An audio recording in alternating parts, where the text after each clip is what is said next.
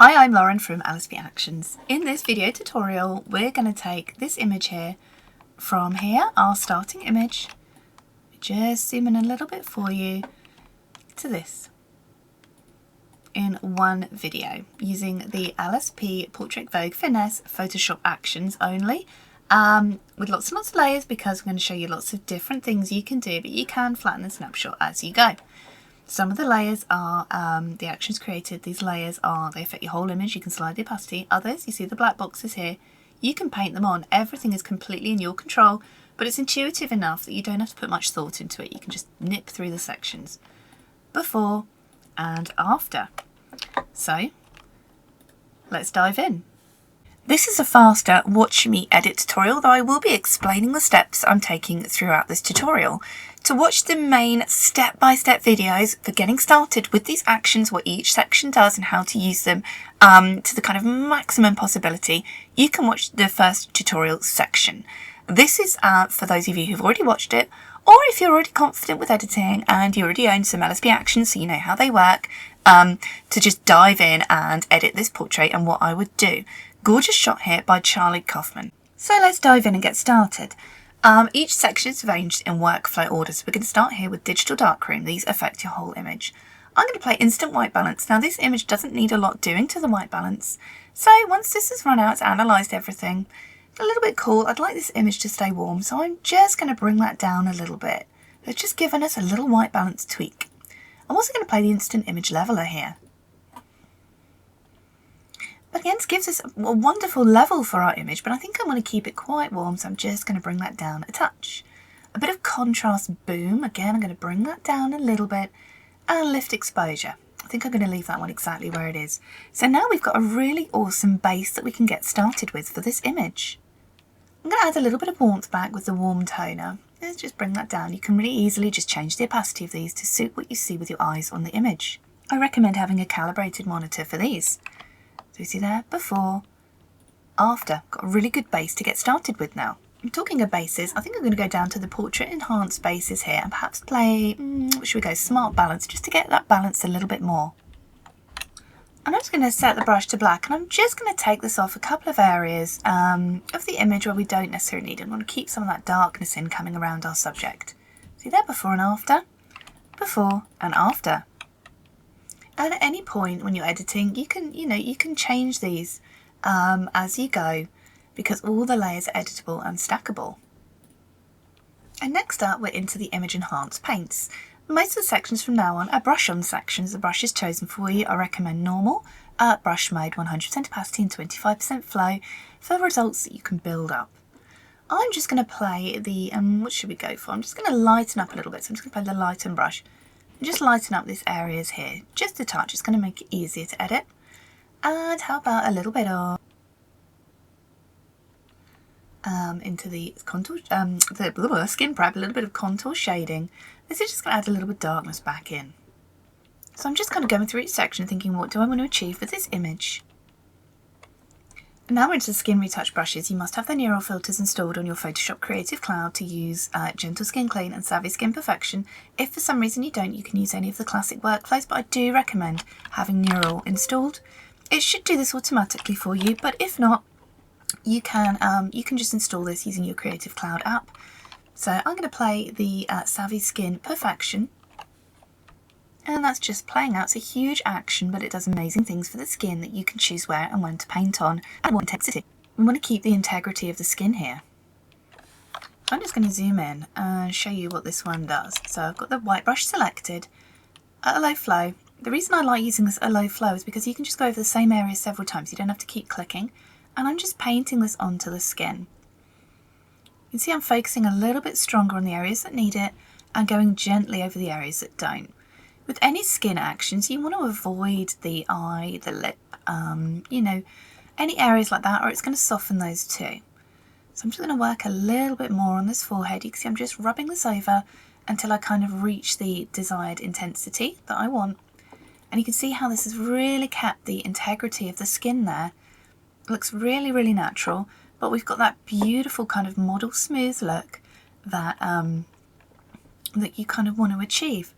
I'm just going a little bit more over the nose And you can see there, if I zoom in, we still have the integrity of the skin, but we've lost the pores, the little spots, kind of dulled down these fine lines without completely removing them, which is what you want from modern day editing. We're not looking for plastic, we're looking for perfection here, with all the imperfections that come with perfection. Because I don't know about you, but seeing those kind of over-edited images now has become a little bit samey. So what we want is real. People are craving real. So I'm just going over really lightly with this, the Savvy Skin Perfection. I'm using keyboard shortcuts, so I've got my thumb on B and my index finger is on H to move around. You can also hit X to go from black to white over here on the brush panel. You see there, this is just helping smooth away any areas of the skin without making it super plastic looking. I recommend you only really need to use one of these. They start at 00 down to 05, so going gentle down to strongest. I use the Savvy Skin Perfect, which I find great for most images. Now into the Skin Retouch Extra, I'm going to play Wrinkles and Lines Calm. Because this is a fashion editorial shoot, we're just going to go over and just take away a few of those extra fine lines. We don't want to take them away completely, because she's absolutely gorgeous. We don't want to make her robotic looking, absolutely gorgeous. Just minimising a touch. See there, I'm just dabbing this on. If at any point you find you have worked the skin rather a lot, if your subject, for example, had extra acne or blemishes you've had to sort out, you can play Add Texture back to the skin. So it's just going to play out, and it allows you to paint back over, instantly get some skin texture back in there. So if this is going to be printed big and you find everything's looking a little bit too super smooth, you can do that, and you can change the opacity here. So obviously we don't want it like super grainy and textured like this. You just play with the opacity until it suits your image, your resolution. Everything is very, very adaptable. Shine Powder Puff. I'm just going to pop this on and just dab that a tiny bit over the nose. The shine is what makes the image. We don't want to take it away completely. Now into Body Enhance. I'm going to play Armpit Crease Calm. This is a really cool action because you don't want to take away any of these kind of creases completely. You want your subject to look very, very natural. But what this is going to do is just going to calm it down. So if there's anything that you feel is taking a little too much attention away from the areas in your image that you need the attention there, you can play that one. See there? Before and after. I'm just going to use a black brush to take that off the nail. You see, we've just calmed that armpit down. So it's not, the crease is still there. It's still very, very natural, but it's just not taking that attention away natural. So we're just going to kind of blend and even out these tones a little bit here. First off, I'm going to play Bend Patchy Tones. This is quite a gentle action. This is going to help blend a little bit of that toning just to balance out a touch. So I'm just dabbing that around. As you can see, it's just kind of blurring those tones of the skin a little bit. And next up, I'm going to play the Even Out Tan Skin Duo. This one's super cool. So it creates 2 layers for you. It's really quick. Remove tan patches or paint on extra tan so you can really balance out. So I'm just going to dab this really lightly on anywhere where this tan has gone a little bit patchy. Hands, knuckles, elbows, anywhere like that. Anywhere where we just have a little bit of patchiness. So I'm just blending that in. You see that's cooling down these tanned tonings. Can you see that? I just turn that one on or off. So we've got rid of those darker orange areas. Now I'm going to go and paint on extra tan. Whoa, huge brush. By the way, my brush may look a little bit bigger in this video than it actually is in real life because I like to make my cursor larger so you can see where it is. So you can see there now we've evened out the tan on the skin. Can you see? Before and after. And now we're on to the face. Makeup, anything like that. So I'm just going to zoom in. And let's work on just perfecting perfection because she's absolutely gorgeous, but you can see we've got a little bit of bloodshot in the eyes. Some of the makeup needs could do with a little bit of sorting out for the photography. So I'm just going to make this brush kind of face size, and let's go into the skin section. So I'm here on the Skin Foundation and Toner. I'm going to start at the top, play a little bit of cheek blush. I'm just going to dab this in. The cool thing about cheek blush is as well, you can double click the cheek box, the cheek blush box, and you can move this around to kind of choose your own.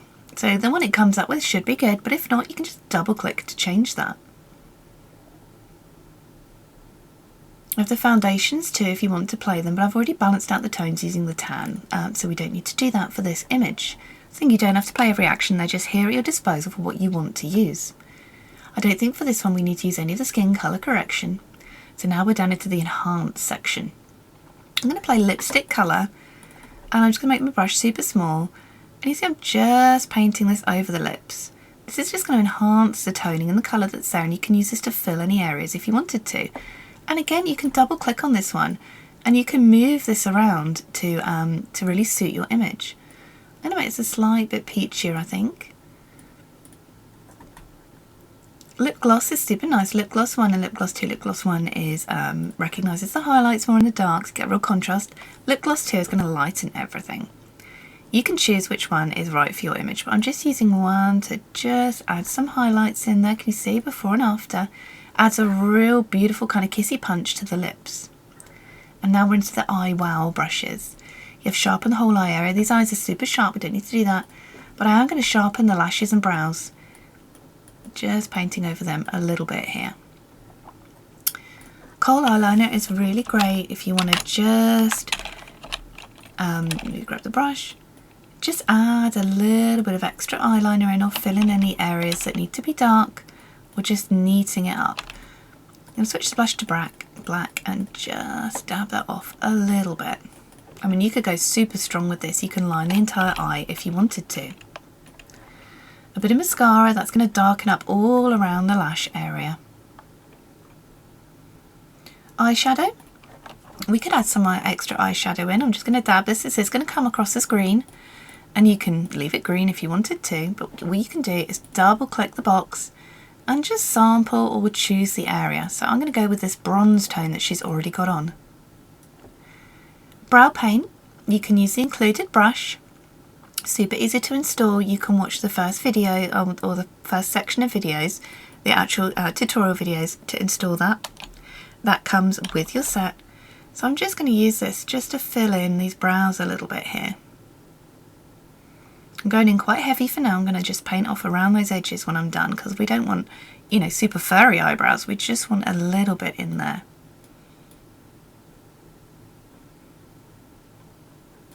So I'm going to come back up to my normal brush now. 25% opacity, resetting it back down. Whoa, 2%? Nope, 25%. And I'm just going to switch to black and just brush this off to neaten and tidy up any areas. This just helps us fill in any areas of those brow with some extra floofy kind of hairs. I'm going to play Iris and Catchlight Enhance, nice and small, and I'm just going to bring this up. It's going to brighten up areas of those iris, really brighten up the tones as well. I'm bringing it along the top where we have some natural shadow in the shading there, just to bring some real attention to her eyes. You also have iris colour changer if you wanted to. When you paint on, this is going to come out as blue. We can see here she's got this beautiful brown, green and blue eye here, but this eye has a little bit less colour. So I'm just going to paint on where we want a bit of colour. Double click and I'm going to change this to that same orangey tone. You see there? Balance out his eyes and give it that really beautiful, she's got absolutely gorgeous eyes. Remove bloodshot, that's exactly what it says on the tin. So I'm just going to get a nice little brush, nice and small, and just paint this over the veins in the eyes just to remove them. When you have a close-up like this, you kind of want to pay attention to these details. So I'm just using that to just minimise, you see there, before and after, the bloodshot veins in the eyes. Now we're into the hair salon. So I'm going to place stray hairs on the background, which is the hairs going onto the background. Now this will work better if your background is a shallow depth of field. If you've got a very detailed and textured background, you're better off using the manual kind of frequency separation or spot and blemish healing brushes for that one, because it will blur the background a little bit. But for an image like this, where the background is already kind of a shallower depth of field, this is great because it's just going to get rid of those stray hairs. Make the brush a little bit harder.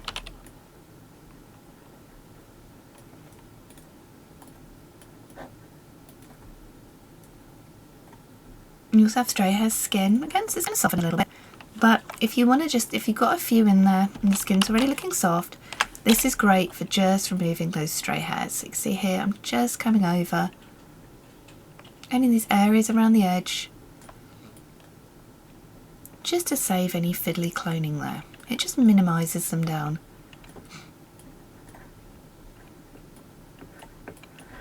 We see that before and after. Got rid of those stray hairs on the skin and the background. I'm going to play the dark root lift. We're just going to slightly lift some of these roots, very gentle. It's just making them less noticeable.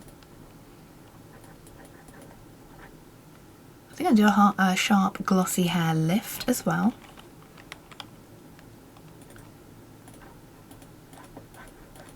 Just adding a few extra highlights into the hair there. Just noticed as well from the background reflection we have some greenish toning on the hair. So I'm just going to come up to the colour correction and hey, the green areas fix. And grab a brush and just bring this on just a little bit around the outside.